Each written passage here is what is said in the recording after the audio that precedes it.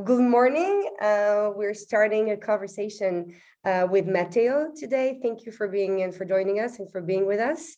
Matteo is the manager at ID Insights, the Rabat office, and you're covering the Western and North Africa, if I'm correct. Can you tell us a bit more about ID Insights do? Yes, thank you. Thank you, Caroline, for inviting me. I'm super happy to be here. ID Insights is a mission-driven global advisory firm that helps global governments and development leaders maximize their social and environmental impact. And so we tailor a wide range of data and evidence tools, including randomized evaluation or machine learning, to help decision makers design effective programs and rigorously test what works to support communities. And we work with different stakeholders like governments, NGOs, foundations across a wide range of sectors, including education, agriculture, health, sanitation, governance. And I'm in Rabat, so I'm covering Western Northern Africa, as you were saying, but we have offices also in Nairobi, for Eastern and Southern Africa, in New Delhi for India and Asia, in the Philippines as well for Southeast Asia, and in Lusaka in Zambia, actually, again for Eastern Southern Africa. Amazing, thank you so much. So, following a bit your career and experience, I know that you have a background in impact evaluation, in an economy, also supporting private and public partnership, as well as a development funding and sustainability assessment. I wanted to ask, first, my big question is, how do you think these evidence-generating tools play a role in shaping a new narrative and can be a new catalyst in raising new standards, meaning how can we create a new market thanks to the measurement and these impact measurements specifically? I think impact measurement is very, very important. It's probably one of the most important, probably the most important element when we are talking about impact investments and impact initiatives in general. And I think that impact frameworks and evidence generating tools are very good because they kind of they are able to generate the data that is used to take decisions in general. So it will be very useful to scale a project or to replicate it somewhere, to take a decision on whether the thing that you're doing, whether it is a policy reform or an investment into a social enterprise or a project that is, that has a potential environmental impact, is gonna have a positive or a negative impact on the society where it's done. And so evidence generating tools are useful per se because they generate evidence and information. But I think that one of the main channels in which these kind of things can help the overall ecosystem is first of all by standardizing and giving a blueprint on some of the key values and indicators to assess and measure across different organizations in a specific sector, for example. I don't believe that there's a one size fits all kind of methodology, to be fair. And that's because just reality is so different, So it's a context changes, but you can actually pin down big frameworks that tell you what is the important thing that you need to measure and how you should measure it. So standardization for sure. Learning and sharing is also another important part. So it's with evidence tools, you generate evidence and resources. So you generate learning and lessons that on the implementation of a certain solution that then can be used for the same solution somewhere else. And third and last element is probably collaboration. So impact frameworks can definitely facilitate collaboration and partnerships across different organizations and stakeholders. And that's because they by generating this evidence, they can help start a conversation, because impact is always like kind of a conversation with the people that receive like the benefit, or like with the even with nature, when like you are doing like an environmental initiative, and also like at the top, like from bottom to top, like the people that are like the head of the organizations that are implementing the impactful initiative, if they have the information around impact, they can go and speak with other stakeholders in the ecosystem, like investors or governments or NGOs, and then can start a collaboration.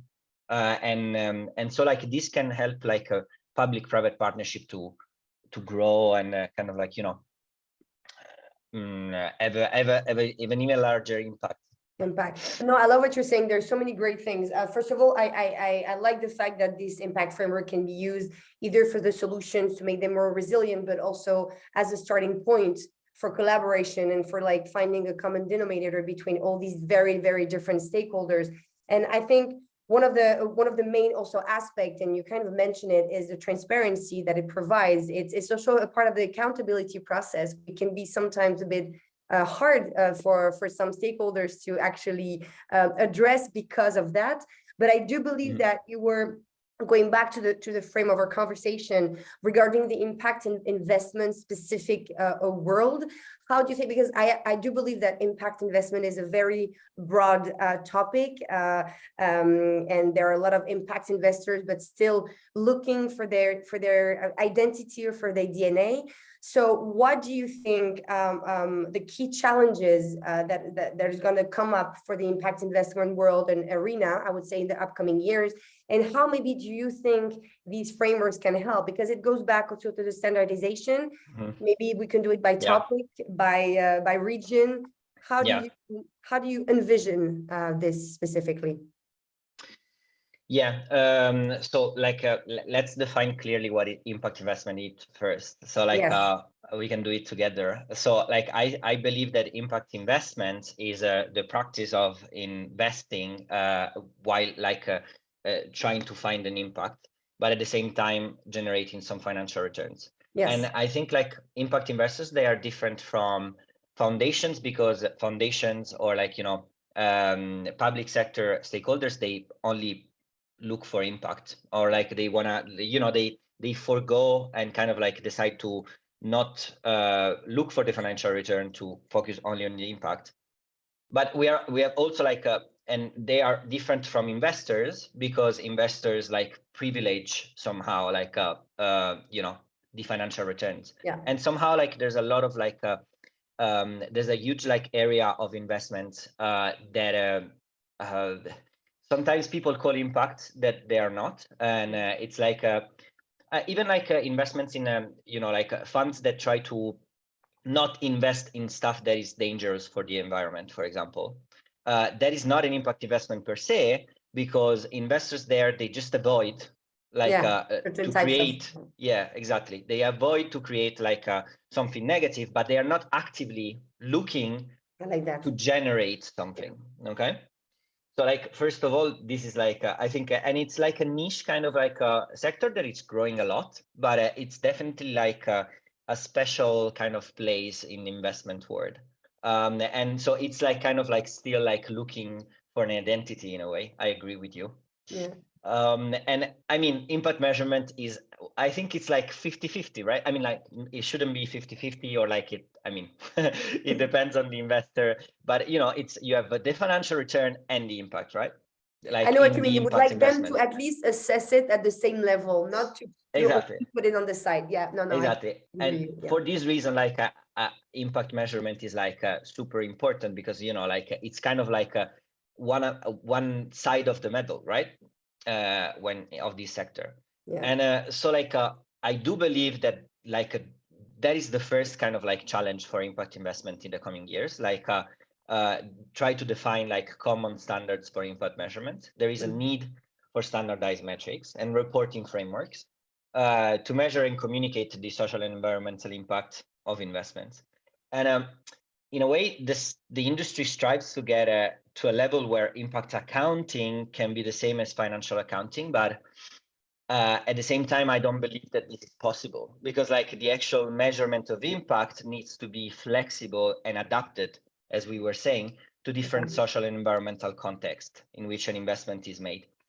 So it needs to retain some kind of flexibility. We will never be able to arrive to, to monetize in a standardized way every different impact that we create. It's not money, unfortunately, and fortunately as well. We cannot like put it on a balance sheet like as easily as money, right? If I may bounce back, sorry, because it's very interesting. But for example, I've been working on a social impact bond, and for every outcomes that we have managed to decide with the stakeholders, you put a value to it. Like this value, it guarantees the repayment process. Do you think there's something to explore in the standardization and thinking these outcomes with a value? So like when you did this exercise, did you use any standards to actually like put this value? Or did you or did you think about your investment? I thought about, I mean, I started from the metrics that I gather, I would say it as a benchmark, and also because we studied also together the same program. So I was a bit worried not to look into any models. So I looked at it. But I have to say that you're right. The starting point was more on the level of investment rather maybe than the real benchmarking, I would say, that we had. If I have to be completely honest, yes, it's true. You see, like you started from your initiative in a way. Yeah. Like, and so that's like you're starting from a micro perspective, not a macro or like a top to bottom, but bottom up. That's the way to do it. But like, so like maybe what you were trying to look at is like, how can I do it like well enough so like my social impact bond is like, can guarantee that like a good like a standard, like a good measurement like that is rigorous and then can like, generate the right payoffs to put like, what is the most rigorous way to put a value behind behind this stuff. That's the direction where I see impact measurement going in the industry. So there are some initiatives that try to define a blueprint for accounting for impact. Like one that I want to cite that I'm really in love with is called the Impact Management Platform. That was the Impact Management Project before, and it's kind of like an initiative of like different stakeholders, like the UN or like the Global Impact Investing Network, that try to put like a series of like key things that you need to do when you want to measure impact. So it's like they try to define the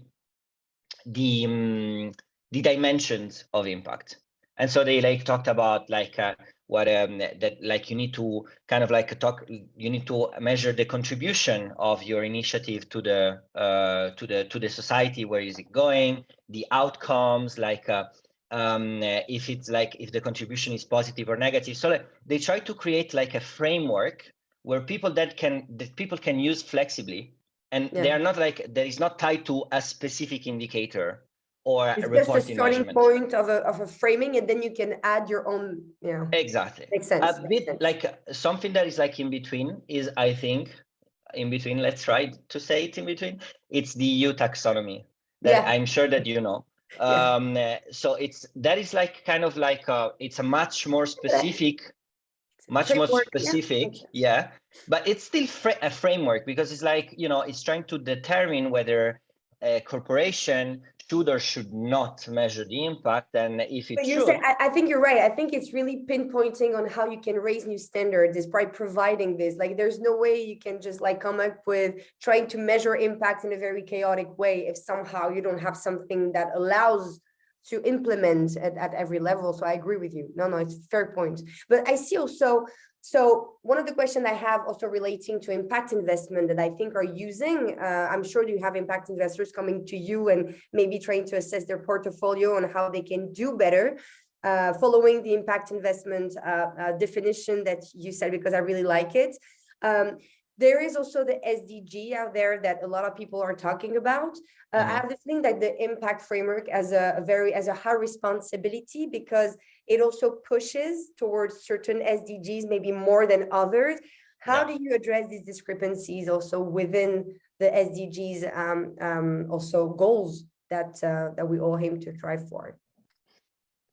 Well, I mean, like, SDGs are like, they are kind of like encompassing like every element of the impact in the world. Then, of course, there's like challenges that are like more into the agenda of governments, or like, companies. There are more companies, like, Absolutely. There are some issues that are like more trendy. I don't want to use this word, but it's kind of like they generate more discussions, more debate.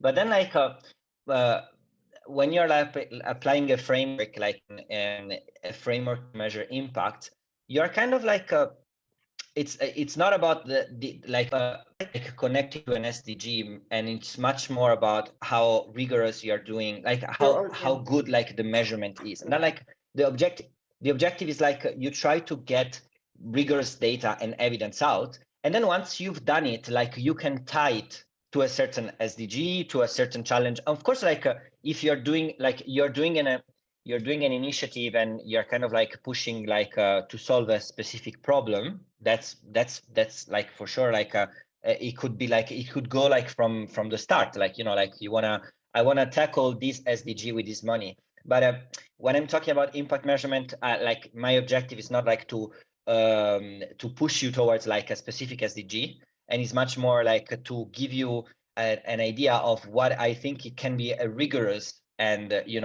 good and way to get this data out. So for me, like it's not important where you want to invest. It's much more important where is like how rigorously are you going to prove that that investment is actually making a difference. And but then like of course like I mean impact measurement like and standardizing like a way in which we measure can like really help kind of like address this kind of like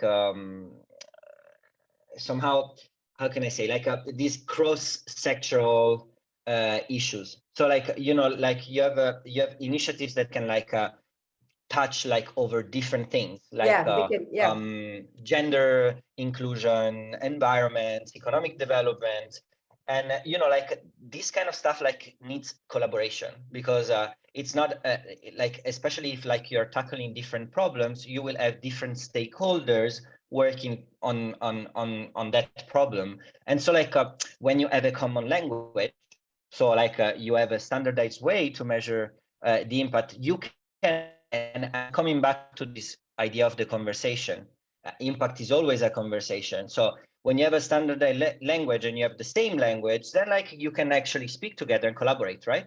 And so like if everybody agree on a way that is like, okay, this way of doing it is rigorous, so I trust you, then like they will be able to engage in a conversation with you and collaborate with you and solve the problems like that you want to tackle together. No, I love it, and I love the fact that you're talking about a common language, because it goes back to the stakeholders process, and specifically one of the obsession I have is how to as an NGO, as the Erase Europe as an NGO, we started this work because we wanted to figure out what is our role, or what our role should be in this impact frame, whether it's impact investment, but how we could be, our DNA is policy, but how could we have also a role in these new standards, and how we can raise also the bar in that. And I think like being part of the conversation is also understanding the language and making sure like we're having that we are on the same page. So how do you think, going back to the impact investment, but the impact framework also that you're working on, it can really help to strengthen these key intermediaries as local NGOs, maybe European NGOs, talking about my position, but like how do you think all these intermediaries on a value chain can be maybe more less overlooked and more taking into account when it comes to really measuring an impact and making sure that we can also anticipate the negative impact, because we can have positive impact, but also with bad impacts. How do you think it can help, or maybe the challenges that you think also, or the bridges that we need to do or create? So like you touched on a very important point that like it's kind of like a huge part of my experience as an impact evaluator, talking to also like investors. which is like incentives for impact measurement. So like, I mean, impact data is expensive to generate in a way, like it's difficult to understand. You need to make an investment in like kind of like of time, if not money, to understand like how to do it rigorously. And a rigorous study can also take like it doesn't take 1 month, like it can take even years. Like the stuff that we do at ID Insight can take even a year, like to actually get out. And so like in this, like there's a chicken and egg problem in a way, because who's going to bear the cost of generating the impact? Is it going to be like the social enterprise that is looking for investors' money, or like, you know, the NGO that is looking to try to raise funds? And so they are naturally interested to paying this. Or is it the impact investor that, like, you know, have the money to invest, but, you know, like and wants to invest like in a, you know, like in an impactful venture? Like in my in my work, like I've always like found like impact investors, like some impact investors, they were like very committed to it. They would like put like a part of the resources of the investment onto like research and development. So like they could fund like an impact evaluation, but the majority of them, they come like, and they want to see something already, you know, in place. And then like a social enterprise doesn't have the money, is looking for the money. And how can you like invest this like in a, you know, doing an impact evaluation, an RCT, like you don't have like $100,000 like to do it, like so then you can raise $100,000, like of course, like you know. And in this way, like how can you solve this chicken egg problem? It's a huge issue. I don't like, I do have like a couple of ideas, but like it's still like a very contentious. And in a way, like first, probably like the most simplest and like easier way is a policy. So like, you know, when regulators come and force corporations or investors to be accountable for the impact, then they shift the incentive, right? Absolutely. Like the investor is not going to look for the impact data from the enterprise. He's going to generate himself, because he's going to be interested in generating it, because then like he has a you know, he needs to be accountable to someone, which is like, I mean, to the law. So this is one way to do it. Another way, which I'm like that I really believe, is that so impact measurement like is done also to kind of like identify challenges in the implementation of something, and so in a way, like it can make an initiative more efficient. Okay, so like there's an economic value in doing that. So like measuring the impact like gives you lessons to try to improve, and so if you are implementing something that is meant to generate a positive impact, let's say you're doing an initiative on let's use something environmental, because it's like a zero waste, like something on waste. Okay, so like you're doing an initiative that tries to recycle waste, and you want to measure the impact on this on the community. By doing a rigorous exercise, you're gonna find also like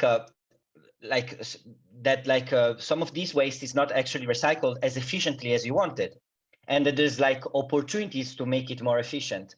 Well, like if your business is based on selling like or like buying waste and recycle it, like, and getting money for that, if you make the process more efficient, you're making more money, right? Like, I mean, it's and I think that like there's not like still the discussion is not like up, like it's not like at the level that I want to be. Like investors, they don't recognize that impact evaluation as an economic value and can help them like make something more profitable, even not even like, you know, not put like a stick to it, like SDGs, like some like nice colors or whatever, and then they can like bring it to the regulator and say, hey, I'm doing good. But also for them, for the investment that they are making, like it can generate high returns. The problem is that like always, like, you know, like in impact measurement is where you put also the lens, like you want to really like care about the people that are that are living in a society where this investment is being made. So like do you really care about the impact, or do you want to like look at some dimensions of the impact that are related to profitability? And surely like you can tailor and make your impact measurement in a way that like can get out like different types of data. So then it really depends on what you want to get out of it. And I think like, you know, the combination of policy and this belief like could be very good, because if I make an exercise to get out the data that I need to report back to the government and respect the law, but while doing this exercise, I take the opportunity also to know better how can I make like my investment like more profitable, then it's a win-win, right? Absolutely. But I agree with you. I think most of the investors, I'm not telling all of them, there's a lot doing an amazing job. I don't want to, but I feel like a lot of them, and the search of identity, going back to that, is like, for now, it's a nice to have rather than something that is really embedded in their in that global strategy. And one of the things that I hear mostly is like, yes, it's a very good, for example, we are working on reuse infrastructure. We believe that it could change the way we consume and produce. And what we hear is like, oh, it's very nice. But what is about the market readiness? So I have the feeling also that I understand they need return. I'm not saying like money is bad. I'm just saying like way they see things also is like they're kind of looking at each other. It's like, who is going to go first? Who is going to make this market ready? And I'm trying to say, well, you are part of the solution. If you want to make this market ready, you need to be realistic. And I think coming back to that, one of the things that I'm trying to find, and maybe you can help me, is I have a feeling also that it challenges the way we see a successful solution or a company or a social enterprise that needs absolutely to scale. And I think this sometimes this idea of scaling goes a bit against the value of the solution, the sustainable solutions. How do you think, how would you assess that in, I would say, as more general and through also your impact lens? Well, I mean, first, let me like point out, like, because you said something like very interesting. So like investors are like always talking about a nice to have, but nobody wants to move because they're like, oh, what is the investment readiness? I don't know. Yeah, absolutely. Yeah. And I think like impact investment is exciting because it's risky also. I mean, it's innovation, right? That's like you're either doing investment in an emerging market where like this is like not as developed as Europe, or if you're doing an investment in Europe, you're doing it in a solution that is very innovative. And the solution that is very innovative doesn't have a lot of information around it. So like it's maybe a product that hasn't been marketed yet, right? And hasn't showed that it's profitable yet. And, you know, like, so I worked in finance, like before becoming an impact evaluator. And one thing I learned is that like the higher the risk, the higher needs to be the financial return. Like you know, like investors, the reason like this, like if I'm taking a high risk, I need to have like the opportunity to generate a huge return. And this is a problem with impact investment because you never know if the solution is going to work. Like, you know, like you're investing in Myanmar, like in some farmers, like you cannot, like I spoke once like with an investor in Myanmar that was looking to generate 20% investment returns on a company that was investing on farmers in Myanmar. And I'm like, no, how can you think about this? Like, come on. And like I've spoken to many clients in Europe also. They were like, oh, this is so cool. Hydrogen is so cool. But like, you know, we are not sure because like, you know, maybe like it has like, we don't know because there's not a product out there. There's not the infrastructure, blah, blah, blah, blah, blah. But, you know, I mean, that's also in a way like there's a definition that I really love that is called patient capital. So it's like this, you know, patient capital. I agree with you 100%. So it's like you are making an investment with a long term horizon in front of you, and you're like committing to kind of like in a way doing good. So like, absolutely, I agree with you. I want to contribute to something that in the future is gonna like make a change. So I need to be patient. I don't want 20% next year. I'm like I don't gonna think accept. I don't think it's like you're not making money, but I do believe that the time frame in a catalytic investment or patient investment is very different than like, oh, I'm gonna have an exit in 5 or 6 years. You need to be, but do you think in a way it's also about asking impact investors? And I'm really sticking to the impact investors more label. Do you think they need to understand that they need maybe to fund and invest in ecosystem rather than just one solution?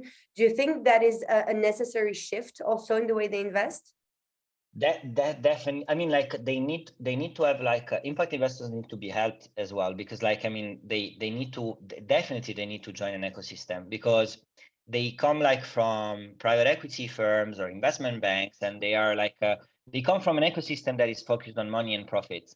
And you know, I mean, like, at least like if you're an investor, right? To Absolutely. become an impact investor, you need to change this kind of language. And again, you need to start the conversation and discuss with people that like have different views from you. So like ecosystems are very important. And there's a series of associations that try to do this. Like in Asia, I went to a lot of conference of the Asia Venture Philanthropy Network. There's one also in Europe, the European Venture Philanthropy Association, I think, EVPA.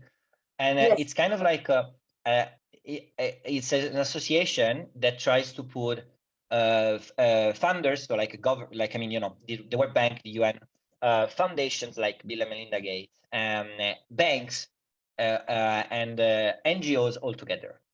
And it's very cool, because then like you see, sometimes you see funny things. At a conference I saw like a guy, like head of Standard Chartered Bank, if I remember, going to the you know, like to the speaking, like you know, to the stage, and he had a tie, and he was like, oh yes, I'm gonna do something incredible, and he untied you know, the tie, and it was like it was like, what did you do? Like, you know, but then like sometimes you also, you have the opportunity to speak to this person and say, untying your tie is not actually like what we, you know, the difference that you want to look to make, right? Yeah. And that's great, because then you have the opportunity in an ecosystem, in associations like this, to engage in a conversation and kind of shift their mindset in Absolutely. a way. Absolutely. No, I agree with you. Matteo, I have two questions for you to kind of close. I would keep you for 2 hours, but we can continue offline. Thank you very much for I think like I took some notes, like it was very, very interesting. I have two, I would say, final questions. Oh, before the two final questions, I actually want to ask a question about the theory of change. Would you recommend also that, do you think there's a capacity, at least for social enterprise, to start thinking the theory of change as a strategic plan and maybe help impact investor in providing the necessary tools for a better, just this on this, to maybe to help them also start shifting internally at their level? Yes, definitely. I mean, like the theory of change is like it's the starting point, like of impact measurement. It's a very good way to put like a logical kind of framework to demonstrate where do you want to go. So like in a way, like this is not like that expensive. Like in a way, like it's just an exercise that you can do. Yes, absolutely. So I encourage like every social enterprise or NGO to just like do a theory of change of their initiative. So they will have also like a clear idea of how they're going to achieve impact, and they will be like much more, you know, crispy and insightful when they present it to an investor. I So agree. definitely, and maybe they, like, you know, by doing a theory of change, you are kind of like highlighting the causal links between the inputs that you're putting, the activities that you're doing, the outputs that you get from it, and the outcomes, right? I think And it's then a the very good impact at the end. exercise. I think it's a very good exercise, honestly. It's really interesting. Exactly. And by connecting the nodes, you're like, this connection actually helps you determine the assumptions that you are like, so like if I go to point A to point B, I have a series of assumptions, right? Exactly. And how can I validate these assumptions? With research. And so like if I have a list of the assumptions that I need to validate, it will be easier for the investor to say, hey, I'm going to put this money in validating this, so we can like both like actually be sure that you know, we are achieving the impact, instead of like having to sit and have to do the whole thing. Exactly. Right? And having maybe the fear is that they would come with the template that they applied everything, with sometimes a lack of understanding and evidence. So yeah.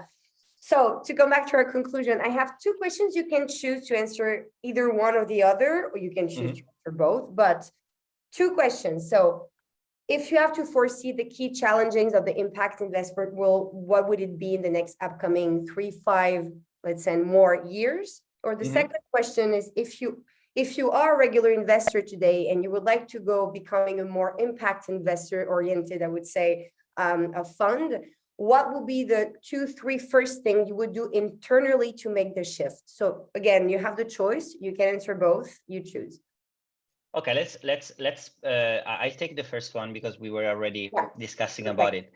So like we already discussed about the two first key challenges, which is impact measurement and balancing like financial returns and impact, right?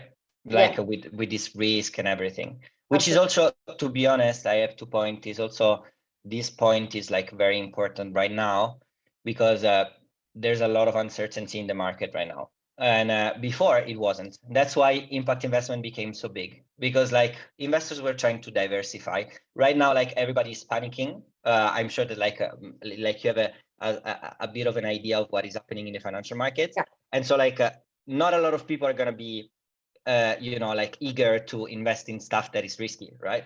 No, and I see that in the US, you have some movements who are actually like going back and saying, we don't want this. Basically, we don't care about that. Like, don't come to us. So it's kind of like also a bit scary. And it's again, financial returns and impact, balancing financial returns and impact is, it comes back to that, right? Like, because if I have a higher risk, I want to have a higher financial return, and like but if the market is uncertain, there's a lack of information, then I'm not going to be able to take an informed decision. And so I'm not going to be investing. And how can you solve this? By generating information, of course. So by measuring the impact, but okay. Maybe we just start measuring impact as a regular trading goods, I would say. Exactly. That's the feeling it's not on the right. But in any case, like another challenge that I see is like scaling. Like we were talking about this a bit. So many impact investments are small and have like a local impact. And it's also like way easier and efficient to measure impact like in a microeconomic environment instead of like a macro, right? Like, because there are fewer potential factors influencing the final results. And scaling impact is very difficult. I do agree with you that like replication is better than like scale, and that's because like when like you take an initiative to scale, there's a lot of different variables that get into play that could like kind of like dilute the impact that you're making. So by creating like best practice examples like at a local scale, then like these best practices example can be tried to be applied in different local contexts, and they might generate like the same impact, they might generate a different impact, but like then like the important thing is that like the best case, the best example is as measured impact. So like if I'm doing an initiative in Portugal and it works, I want to do an initiative in a local area in Côte d'Ivoire. Like if I'm measuring the impact, it's fine. Like even if like it's gonna be different, like I still have generated some information that is gonna help with the discussion. Absolutely. Right? Absolutely. And another thing that is very important is access to capital. So while impact investment has grown, there is still a need like for more capital to support social and environmental solutions. And this is true, especially in developing countries where like access to capital remains a challenge, but also in developed markets when you are looking at innovative solutions. Yes. What is the solution to this? I think blended finance is like something that is very interesting, and trying to blend public sector money with private sector money is a great way to reduce this risk that we are talking about. Yeah.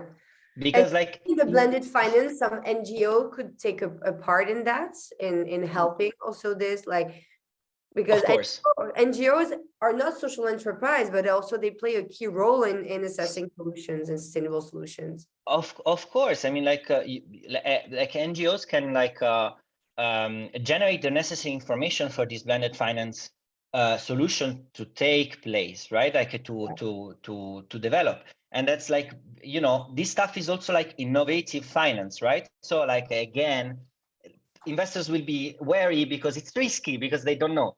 And so like NGOs, what can NGO do? They can educate about like the benefits of, you know, like creating a social impact bond, for example, and demonstrating by just replicating it around the world that the model works. So the investor is going to be like, you know, happy to put the money. Is going to be happy as well, because maybe like in a social impact bond, for example, there's an outcome payer, so he's going to get money, like, you know, and profit like out of like the positive like changes that they're going to be generated. And the government is going to be, or the outcome payer is going to be happy because they're going to benefit. There's going to be an incentive to make this initiative efficient.